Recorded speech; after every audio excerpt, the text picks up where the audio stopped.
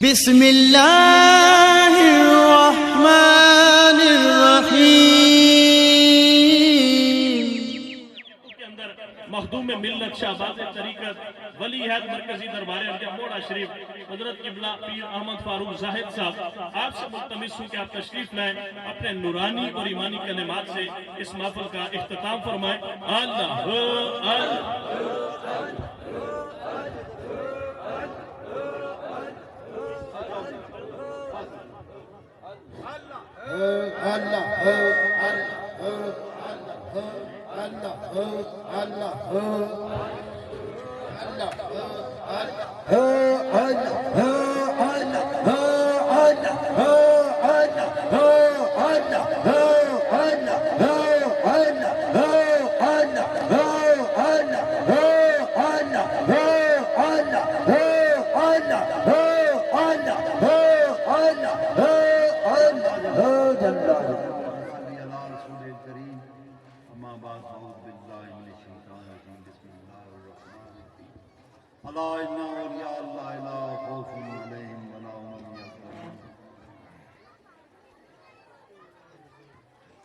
تمام تعریفیں خدائے بزرگ و برتر کے لیے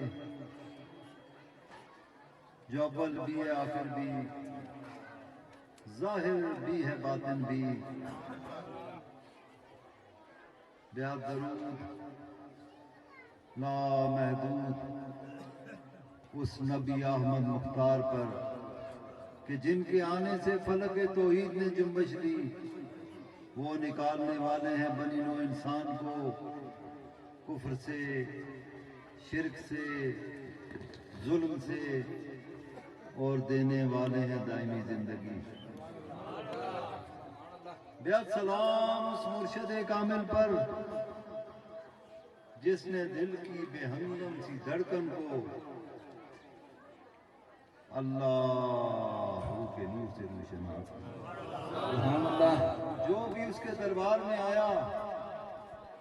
آیا تو دنیا والا، لیکن جب اس کی نظر کے اثار میں آیا تو وہ دل جو دنیا کا متلاشی تھا، وہ دل جس میں دنیا بسی ہوئی تھی، وہ اس کی نظر کے قربان کہ وہ خاکی دل جس پہ مرشد نے نظر کی وہ اب دھڑکتا ہے تو اس سے صدا اللہ کی آ رہی ہے۔ سبحان اللہ۔ آپ کے چہروں کو دیکھ رہا ہوں، اس عرس پہ آئے ہوئے رائے وفا کے ساتھیوں، میرے محترم، میرے ساتھ چلنے والے حضرات یہاں موجود ہیں، مائی فقیرنی کی اولاد خلیفہ مجاز مرکزی دربار عرضیہ موڑا شریف سائیں عزیز صاحب، ان کے رفقا، ان کے بھائی محترم عبدالقدوس صاحب، جناب حاجی محمد رشید صاحب، کیپٹن آصف صاحب، عارف صاحب، اگر نام لینا شروع کروں تو شام تک نام ہی دیتا رہوں گا۔ سائیں اختر صاحب کی اولاد ہو یا سائیں حاجی مصری خان صاحب کی، یہاں پہ قدم قدم پر میں آپ کے چہروں کو دیکھ رہا ہوں، اس مرشد کی نظر کے قربان ہو رہا ہوں جس نے جو بھی معاملہ ہوا، جہاں سے بھی کوئی گیا وہاں سے اس نے خالی نہیں بھیجا، بھر کر جوڑی بھیجی۔ اس عرس پہ آئے ہوئے رائے وفا کے ساتھیوں، یہ کرامت نہیں تو اور کیا ہے کہ آج جب کائنات میں نہایت مشکل دور سے گزر رہی ہے انسانیت، غربت اور افلاس نے ایک وقت کے کھانے کو محدود کر دیا ہے، نہ صرف دنیاوی لنگر بھی مل رہے ہیں اور روحانی لنگر بھی چل رہے ہیں۔ یہ عجب معاملات زندگی ہیں، یہ عجب کیفیت ہے۔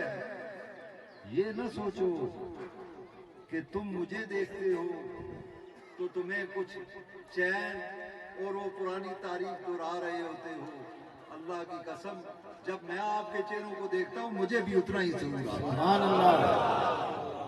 اس لیے کہ یہ محبت یک طرفہ نہ ہمارے مرشد نے کی ہے نہ ہم کرتے ہیں۔ ہمارا کام یہ ہے کہ صرف اور صرف محبتیں تقسیم کی ہیں۔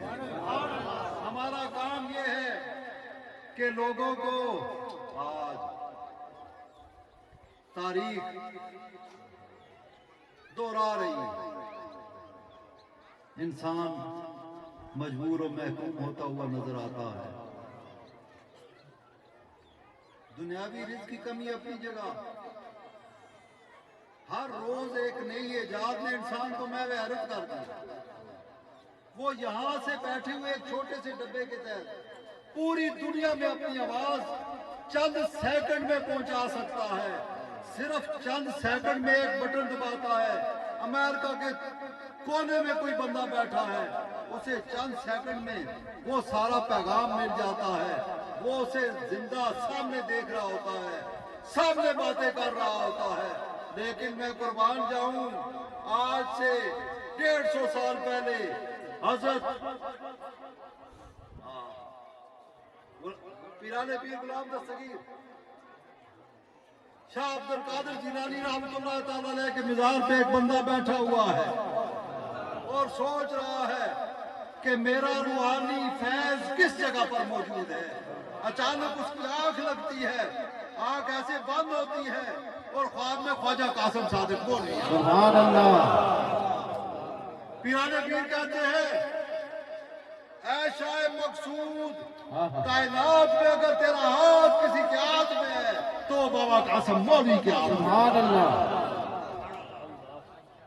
اس مرشد کے سایہ رحمت کے ساتھ بندھے ہوئے لوگوں، شاہ ایران کا سیکٹری پیر صبغت اللہ، آپ کی عادت تھی، مسمرزم میں آپ کا کوئی مقابلہ نہیں تھا، آپ روزانہ 1 گھنٹہ سورج کو دیکھتے اور محل میں کھڑے ہو کر یہ اعلان خوش ہو کر مسکرا کر کہتے کہ اس کائنات میں کوئی ایسا بندہ نہیں جو صبغت اللہ کی طرح اس سورج کو 1 گھنٹہ دیکھ سکتے، سورج کی آنکھوں میں آنکھیں ڈال کر دیتے۔ آپ روزانہ یہ سوال کرتے۔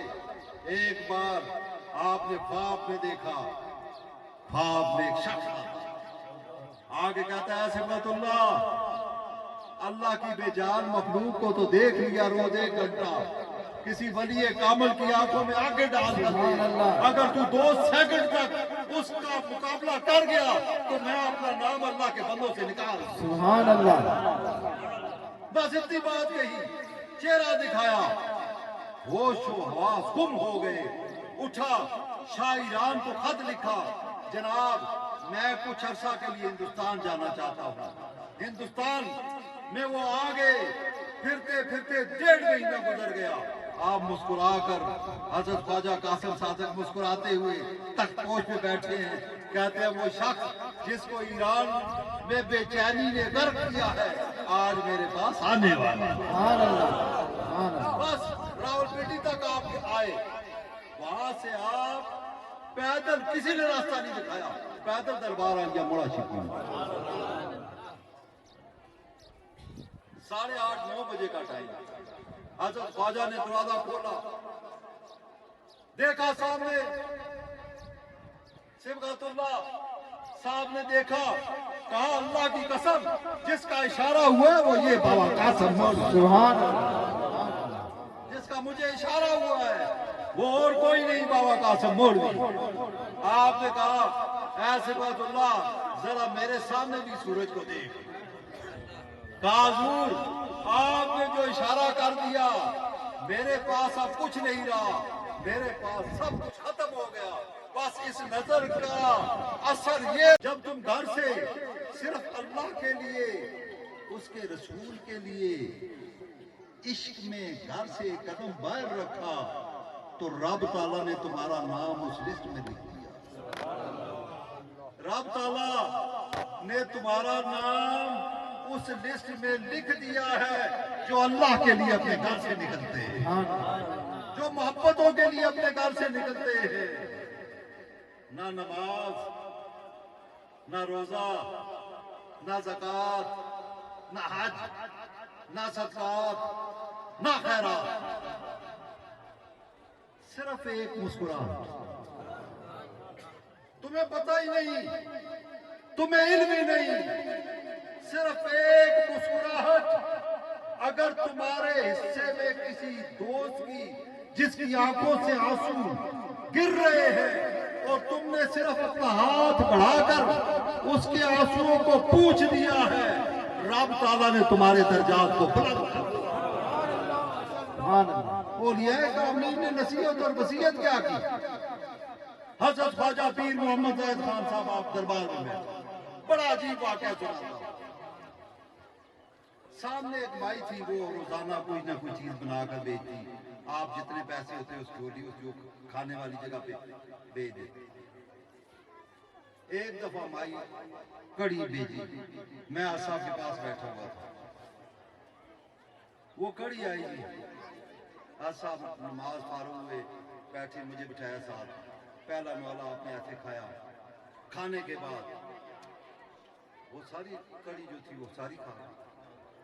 میں حیران تھا کہ صاحب اپنے آپ سے بچا کر مجھے ضرور کھانا دیتے ہیں، آج کیا معاملہ ہوا ہے کہ یہ کڑی صاحب اتنی لذیذ ہے کہ صاحب سب کھا آگے مجھے نہیں دی۔ میں سوچ میں تھا، صاحب اٹھے، جب ہاتھ دھونے کے لیے آپ میں ساتھ گیا تو واپسی میں تھوڑی سی اتنی ساری بچی ہوئی تھی وہاں، میں نے ایک دم وہ نوالا اٹھایا اور منہ میں ڈالا تو میرے منہ سے ایک آ نکلی۔ میں حیران ہو گیا، میں نے کہا یا حضرت اس سے کڑوی، اس سے زیادہ نمکین کڑی میں نے زندگی میں نہیں کھائی، آپ پوری کھا گئے اور آپ کے چہرے پہ کوئی تاثر نہیں آیا، کوئی ماتھے پہ شکن نہیں آئی، معاملہ کیا؟ آپ مسکرائے، کہا بچے یہ میرا امتحان ہے، اس وقت اگر میرے آنکھوں میں آنسو آ جاتے یا میں منہ سے سی کر لیتا تو رب تعالیٰ ہو سکتا ہے میرے درجات میں کمی کر دے۔ اس لیے میں نے اس بچے کو اس لیے زیادہ پیسے دیے اور اس لیے برتن اس کے واپس کر دیے کہ رب تعالیٰ روزانہ یہ اچھی اچھی چیزیں لے کے آتا ہے، آج اس میں اس سے نمک زیادہ ہو گیا تو کیا، میرے مالک تو مجھ سے خوش رہ، تو مجھ سے راضی رہ، میرا کھانا جیسا بھی ہے رب تعالیٰ تو قبول و منظور۔ سبحان اللہ۔ اس لیے برادران محترم، یہ زندگی کے معاملات خدا جانے سنگ آئے نہ آئے، یہاں پر پھر قدم آئے نہ آئے۔ اس لیے جو سانسیں چل رہی ہیں، ہم دربار عالیہ مولا شریف کی طرف سے صرف جہاں تک آواز پہنچتی ہے، صرف محبتیں بانٹنے کا دن ہے۔ میرے دوستو، عرس پہ آنا اور یہاں بیٹھ کر خالی لنگر کھا کر جانا نہیں ہے، ہم نے یہاں سے روحانی لنگر لے کر واپس جانا۔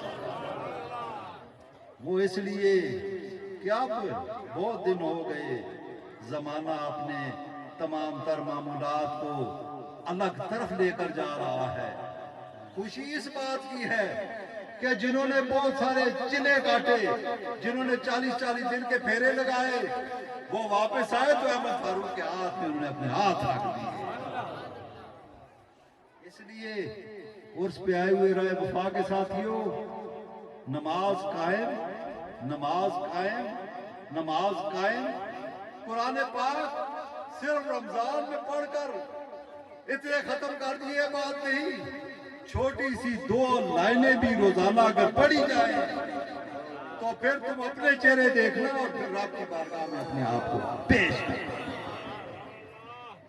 15 شعبان سے پہلے ہم میسج کر رہے ہوتے ہیں ہمیں معاف کر دیا جائے، معافی نامہ، معافی نامہ۔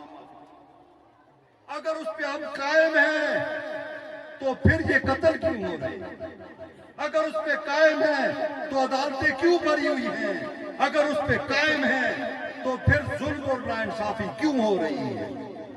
یہ لمحہ فکریہ ہے برادران محترم۔ اس عرس کا پیغام یہ ہے، شکلیں بھی محمد کی ہوں، نقلیں بھی محمد کی، سر محشر اٹھے تو پہچانی جائے یہ ہے فوج محمد۔ سبحان اللہ۔ اس لیے آج سے اپنے چہروں کو سنت رسول سے مزین کر دیں. آج سے اپنے آپ کو بس ایک قدم بیٹھے بیٹھے یوں ہی اکثر گم ہو جاتا ہوں.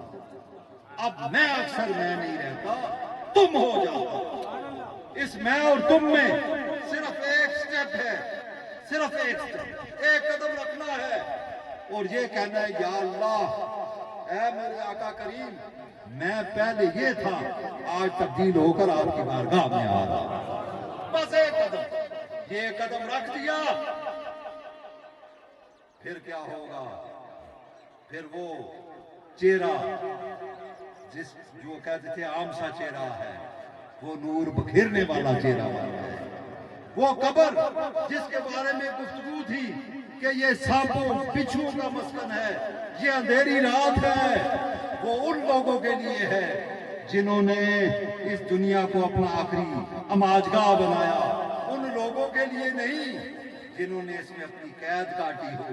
جب وہ جاتے ہیں تو دنیا کہتی ہے یا اللہ جب ہم اس دنیا سے رخصت ہوں ہمارا چہرہ بھی ایسا ہونا چاہیے. بس اس لیے اپنے آپ کو آج سے تبدیل کر لو، چہرے کو سنت رسول سے مزین کرو، نماز قائم کرو، چھوٹے چھوٹے ایک دوسرے کی خطائیں معاف کر کے سچے دل سے توبہ کر کے اس رمضان کو اپنے لیے رحمتوں کا، برکتوں کا، مغفرت کا نور تقسیم کرنے والی ایک ایسا سلسلہ بنا دو کہ تمہاری 7 پشتوں میں یہ نور تقسیم ہوتا ہوا نظر آئے. اس پہ خلیفہ عزیز صاحب نے بڑی خوبصورت محفل، میری مائیں بہنیں بیٹیاں جو آئی ہیں، رب تعالیٰ ان کی حاضری بھی قبول فرمائے اور جتنے لوگ یہاں پہ بیٹھے ہو رب تعالیٰ میں اس دنیا میں بھی اس دنیا میں بھی حضور کے جھنڈے کے نیچے رکھے. مرضی دربار عالیہ مولا شریف کا عرس مبارک 2، 3، 4 جون، چھٹے مہینے کی، 6ویں مہینے کی 2، 3، 4 جون عرس ہو رہا ہے.